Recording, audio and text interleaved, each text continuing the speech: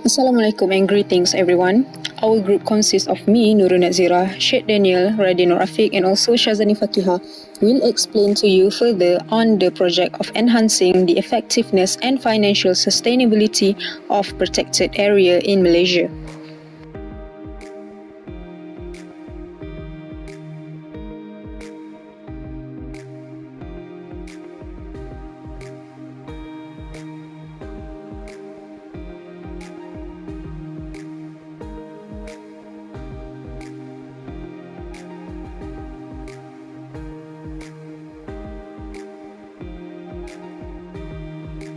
As one of the multi-diverse countries in this world, Malaysia mainly consists of its terrestrial and marine areas in biological diversity, making this country unique on its own.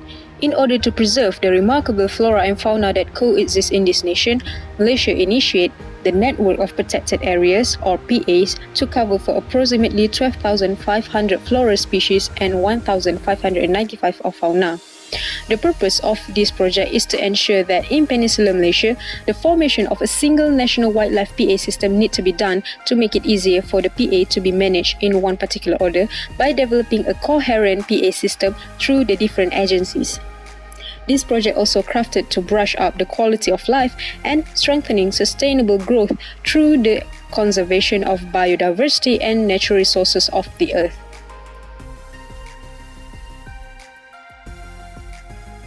For the outcome of this project, there is no precedent national system that rule out on how to deal with the PA system development. Before this, the PA network are handled by the different personnel using the different law method as a guideline. The project output hoped to put a new policy and to arrange the new framework to unify these differences beneath the same system. The next outcome would be to refine the technological and the institutional capabilities of the PA system at the sub-level to make sure that the efficient preparation will be done when handling the management of the wildlife PA networks.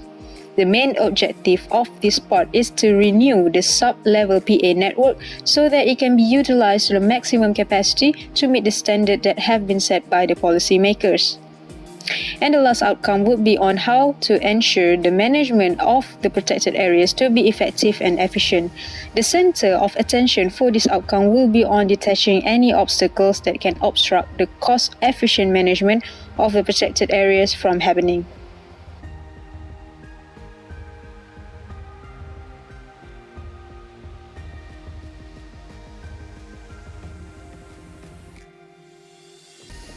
The manager of this project is Ms. Gan Pek Chuan that had been started since July 2012 and finished on June 2019. The focusing area of the project is on environment and energy. The objective of this project itself is to establish a performance-based financing structure to support effective protected area system management in Peninsular Malaysia. The total allocated budget for this project has been given at $19 million, where this had been funded by the Global Environment Facility GEF, Target for Resources Assignment from the Core System TRAC, and also from the government. The partner of implementing this project is Ministry of Natural Resources and Environment NRE, whilst the responsible partner is Department of Wildlife and National Park DWNP.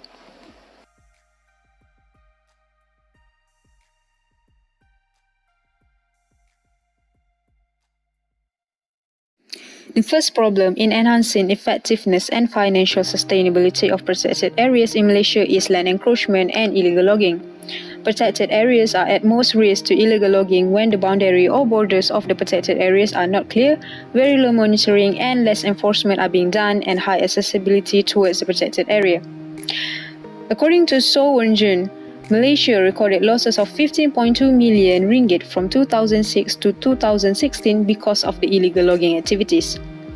The second problem that the authors have given in this project report is poaching and illegal wildlife trade. The group that has been the biggest problem for poaching and wildlife trade is the organized and systematic one where they make millions of profit from hunting and poaching animals in the protected areas. According to Bernama, 82 illegal hunters were captured by Perhilitan last year. This is a big number even though only one government agency were doing the enforcement. The third one is climate change. It can be expected some of the vulnerable and at-risk protected areas, especially those protected areas which are located in the mountains or coastal beaches area, will be impacted badly by the climate change.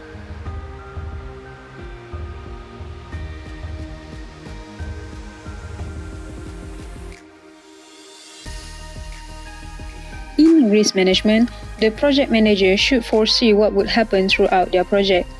This could help them to eliminate the risk so that the project could run smoothly. In this risk management, they also give the rating to the risk based on the risk itself. One of the risks is federal government agencies are reluctant to develop a particular budget line item for domestic PA system. The rating is medium. To tackle the risk, the project manager come out with a decision which this part will be concerning and focusing the resources on state-level government. This is because the land concerned is within their jurisdiction. By using state argument, it could take effect on both federal and community level. This also applies to other risk management as well.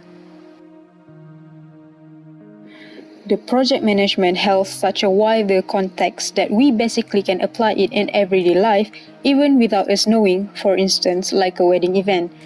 Every event needs to be budgeted with proper financial track record so that there will be no wastage and we can keep track of the expenditure. The event also will be most probably face their own risk such as bad weather, electricity interruption, and etc. From this particular project, we have learned many project management concepts, but the most highlighted concept is the risk management. Risk management is the process of identifying, assessing, and also controlling the threats. These threats may come in many sources. It is crucial to know how to handle the risk management in order to have a smooth project. Project manager plays a big role in the risk management. They should know how to foresee on what the worst case that could have happened throughout the project. We also learn on how to handle the risk management in evaluating the risk by sorting the risk by the level of the risk that might happen. We also learn on the important part in risk management is that how to execute the ways to eliminate this risk.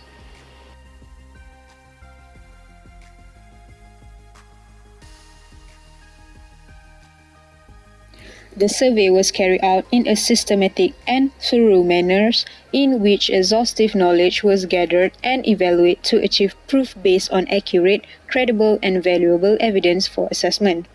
Via this phase, the progress of the project has been collected in depth, analytical, and accurate terms. The ultimate outcome of the project is that in many ways, much development has been made that could help foster the cause of improved protected areas management in Peninsular Malaysia.